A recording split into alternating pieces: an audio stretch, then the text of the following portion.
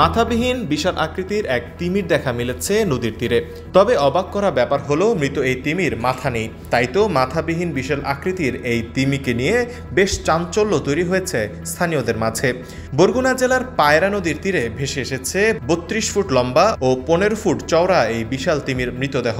সোমবার বিকেলে বরগুনা সদর উপজেলার এম বালিয়াতলী ইউনিয়নের ছুনবুনিয়া এলাকায় সংরক্ষিত চরে প্রথমে দেখতে পায় স্থানীয় জেলেরা।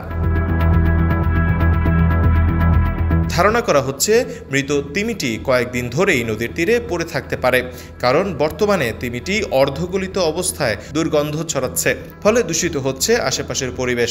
স্থানীয়রা জানান, তিমিটি দেখতে দিনভর এই এলাকার মানুষের ব্যাপক ভিড় ছিল। ছেলে বুড়ো সবাই ছুটে আসেন এত বড় প্রাণীটি এক নজর দেখার জন্য। বরগুনা জেলার বন রক্ষা কর্মকর্তা বায়েজিদ হোসেন বলেন, যেহেতু এ ধরনের তিমি ভেসে আসা স্বাভাবিক নয়, সেজন্য এলাকার চাঞ্চল্য সৃষ্টি হয়েছে।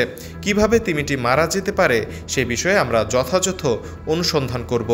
এছাড়া সুষ্ঠুভাবে তিমিটি অপসারণেরও ব্যবস্থা নেওয়া হচ্ছে বলেও জানানো হয়।